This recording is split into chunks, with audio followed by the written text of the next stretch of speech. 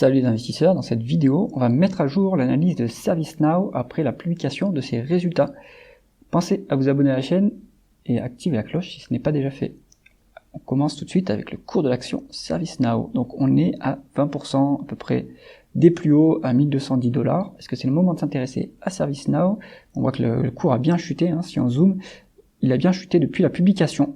Alors, est-ce que cette publication était si décevante que ça? Regardons, on est sur une croissance du chiffre d'affaires en 2024 de seulement 22,44%, donc c'est quand même élevé, mais on voit que ça décélère depuis quelques publications, là, depuis quelques années, on est sur une croissance qui est bien en deçà de la médiane qui était à 31,5%.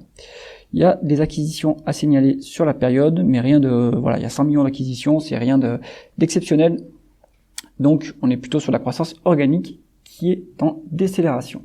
Est-ce que les marges s'améliorent? En revanche, on regarde ça. Donc le taux de marge brute, il reste à un niveau d'avantage concurrentiel significatif, à 79%. Ça s'améliore par rapport au début de la période et on est au-dessus de la médiane. Donc ça, c'est très bon. L'entreprise continue à avoir du pricing power. Ça, c'est magnifique. Le taux de marge d'EBITDA s'améliore également. Donc on n'a pas de déperdition en termes d'efficience opérationnelle. Ça, c'est très bon. Et le taux de marge net, bon, il fluctue un peu plus, mais il augmente aussi. Il est encore un peu faible, entre guillemets, 13%, ça ferait envie à pas mal de boîtes européennes, mais aux États-Unis, sur du logiciel, on est encore sur un niveau qui est assez faible, mais certaines augmentations.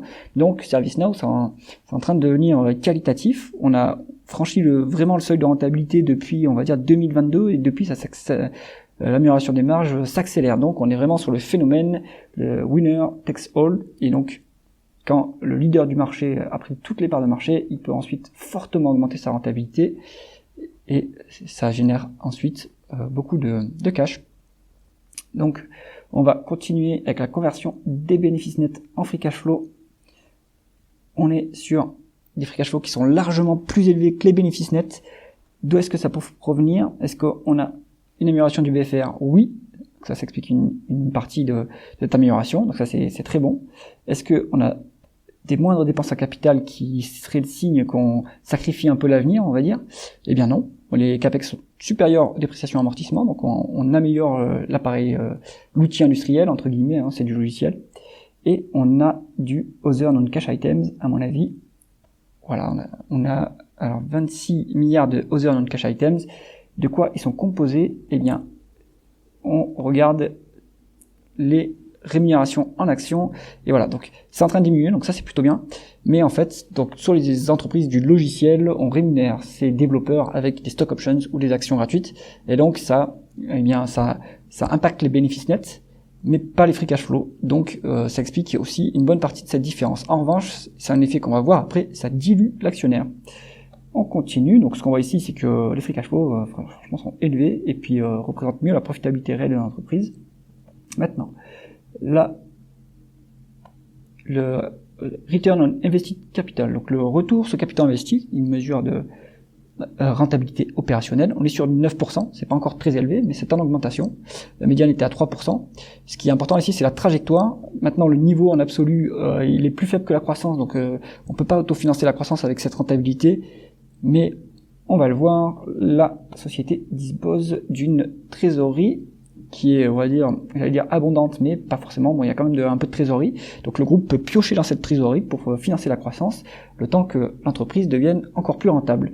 Et ça devrait s'améliorer ensuite assez rapidement, vu qu'on s'éloigne de plus en plus du seuil de rentabilité et que le groupe a une bonne part de marché. Donc pas de dette nette, la trésorerie nette. Donc ça, on a un bilan qui est très solide. Est-ce que l'actionnaire est bien traité? Sur ServiceNow, on n'a pas de dividende qui est versé, on a de la dilution régulière, comme il fallait s'y attendre, à cause des rémunérations en actions, mais on voit que la pente a l'air d'être de plus en plus stable, donc je pense, et on l'a vu ici, la rémunération en actions est en train de bien chuter. On était sur du 25% au début de la période, maintenant on n'est plus qu'à 15%, bon ça reste élevé, mais ça s'améliore par la suite. Bon, tout cela fait que le rendement de l'actionnaire est faible. Je pense qu'il est même négatif en fait, à cause de la dilution. Maintenant, cette dilution va peut-être se tasser par la suite, et ça c'est intéressant. La valorisation du groupe, on va se mettre en price to free cash flow. Hop, on est sur une médiane de 61, et à l'heure actuelle on est sur du 61, c'est très élevé.